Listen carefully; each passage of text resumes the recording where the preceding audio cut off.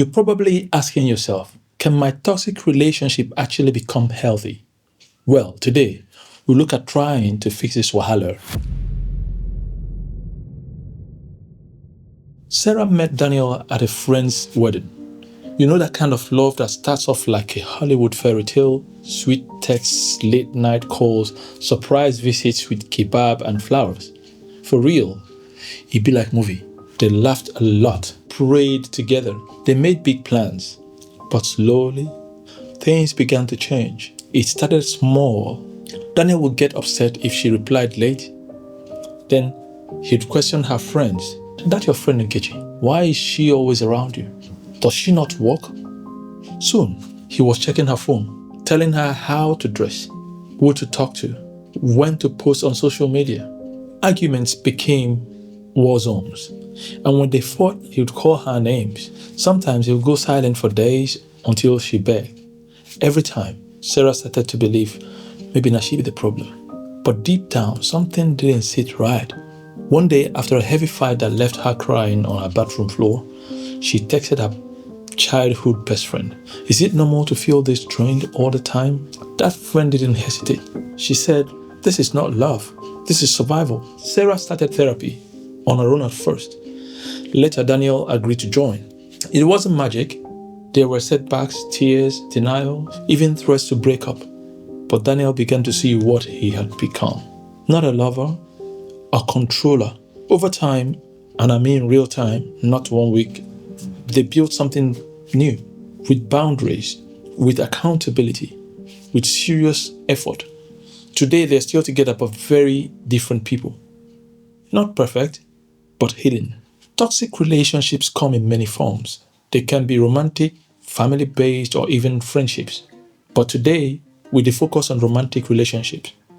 A toxic relationship is one where patterns of behavior hurt your emotional or physical well-being. This might include manipulation, gaslighting, control, constant criticism, or even physical abuse. Now, some people ask, if two people truly love each other, can't they work it out?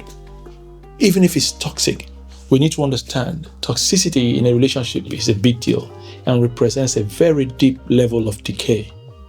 Attempting to fix it and to do so successfully is rarely that straightforward. It is a process a couple have to understand and be fully prepared for going in. By the time a relationship gets to the level of toxicity, it means that things have gone too bad. Usually, a lot of water would have passed under the bridge, and it becomes a problem, even trying to fix it. On the face of it, it seems like a natural thing to do to attempt to fix a relationship. However, it's not an easy thing to do. There are usually pros and cons in attempting to fix a toxic relationship. Sometimes toxicity comes from immaturity or trauma. With therapy and effort, people can change. Couples that rebuild trust often develop deeper emotional intimacy. Learning healthy communication and boundaries benefits both individuals tremendously. But there are cons. Often in a toxic relationship, both individuals are usually formed in their opinions of the other half. This makes it harder. Staying too long in a toxic space will wound your mental health permanently. One person can't fix a relationship alone.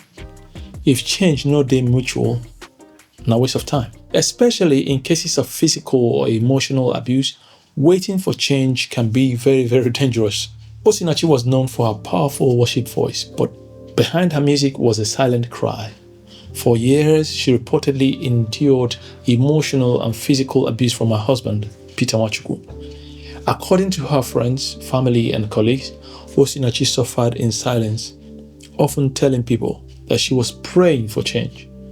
She stayed in the marriage for the sake of her faith, her children, and appearances. But that silence was deadly. On April 8, 2022, she died from what was initially reported as throat cancer. But soon, reports emerged claiming she died from injuries sustained due to domestic violence. Her husband was later arrested and charged with culpable homicide. Her death sparked outrage. Nigerians trended the hashtag Justice for Osinachi, and countless women began sharing their own stories of toxic and abusive marriages. Some people actually see toxic relationships as spilled milk. What they simply mean is that this cannot be corrected. Do you think that is true? Well, Should there be no attempt then to fix a toxic relationship? Is there no hope? You may ask. According to the US National Domestic Violence Hotline, over 1 in 3 women and 1 in 4 men have experienced relationship violence or severe emotional abuse. In Nigeria, a 2022 NOI Post report found that 7 in 10 Nigerians know at least one person in a violent relationship. Yet, many don't talk about it. Why? Society often tells us, endure.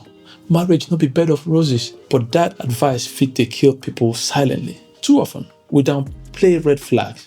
He just did jealous because he loved me. She no wan make I dey talk to my family. Maybe na love.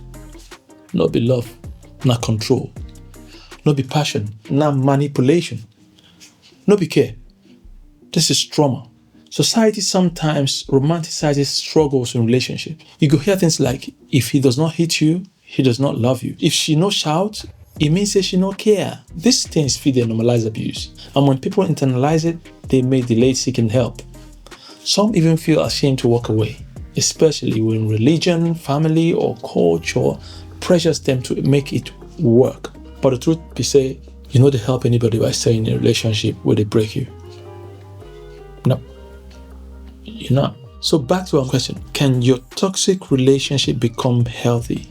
The answer is yes, but only under strict conditions. Both partners must recognize the toxicity and accept that there is toxicity. Both must be willing to change, go therapy if possible, and hold each other accountable. There must be zero abuse tolerance, physical, emotional, verbal, or financial. And if the other person knows they're ready to grow, or worse, they are denying the problem, then your healing fee only start when you waka comot. Remember, the best position to be in is don't let your relationship degrade to the level of toxicity before seeking help in the first place. Address issues and problems early on. So, ask yourself, are you in a toxic relationship right now trying to survive it? Or are both of you trying to transform it? Have you ever been in a toxic relationship? Did it heal or break? Your story if you help someone else. And if you still get confused, talk to a therapist, counselor, or a trusted friend.